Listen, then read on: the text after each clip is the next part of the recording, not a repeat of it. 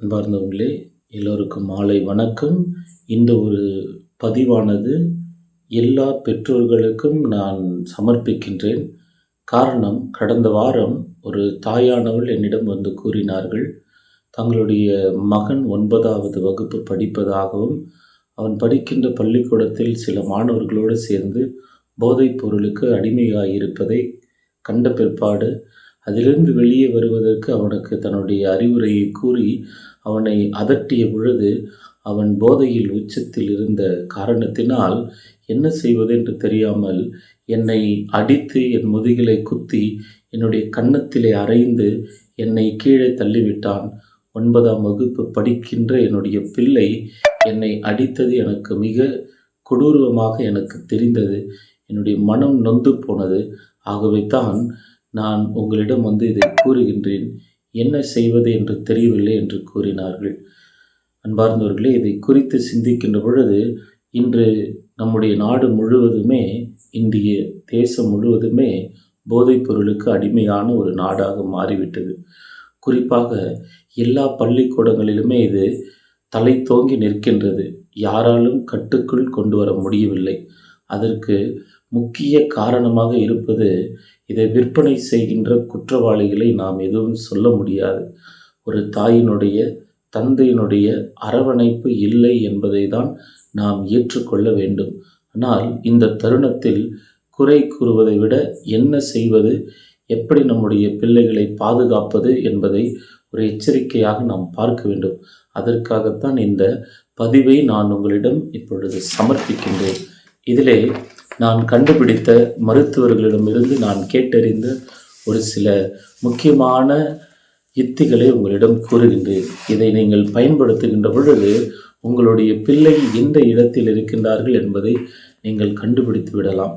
ரொம்ப எளிமையான காரியங்கள் தான். 5 காரியங்கள் இருக்கின்றது. முதலாவது, உங்களுடைய பிள்ளைகள் வீட்டிற்கு வருகின்ற பொழுது அவர்கள் ஏதாவது சிவிங்கம் அல்லது மென்டோஸ் அல்லது விக்ஸ் மிட்டாய் அல்லது ஏதாவது சாக்லேட், ஏதாவது ஒன்றை அவர்கள் அசைத்து கொண்டு வீட்டுக்கு வந்திருக்கின்றார்கள் என்றால், அவர்கள் ஏதோ ஒன்று செய்திருக்கின்றார்கள் என்ற எண்ணம் உங்களுடைய மனதில் இருக்க வேண்டும். இது முதலாவது.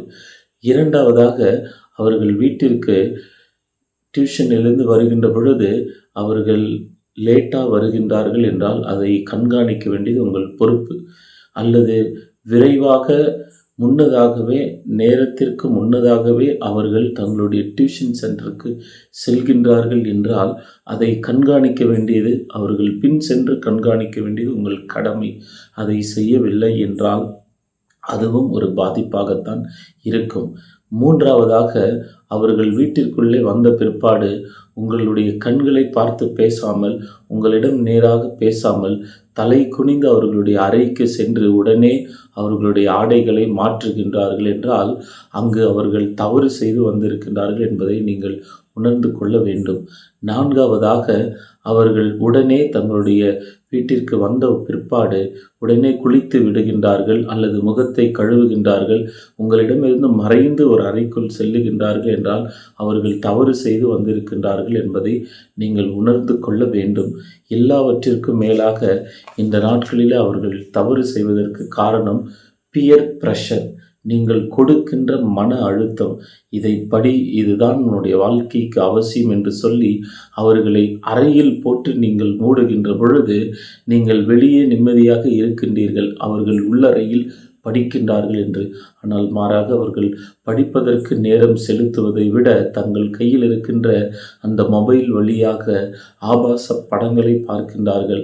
அதிலிருந்து எப்படி போதைப் பொருளுக்கு அடிமையாவது, எப்படி ஒரு மகிழ்ச்சியோடு இருப்பது, இந்த பள்ளிக்கூட பெற்றோர்களுடைய ஸ்ட்ரெஸ்ஸிலிருந்து எப்படி வெளிவருவது என்பதை குறித்து சிந்திக்கின்றார்கள். அதன் வழியாகத்தான் பல தவறுகளை செய்கின்றார்கள். ஆகவே பெற்றோர்களை இதை சாதாரண ஒரு பதிவாக எடுத்துக்கொள்ளாமல் உங்களுடைய பிள்ளைகள் எந்த இடத்தில் இருக்கின்றார்கள் என்பதை கண்ணோக்குங்கள். உங்கள் பிள்ளைகள் நல்ல பிள்ளைகள் தான். ஆனால் நாம் செய்கின்ற தவறுதான் மிகப்பெரிய காரணமாக அவர்கள் தீங்கில் மாட்டிக்கொள்வதற்கு காரணமாக இருக்கின்றது.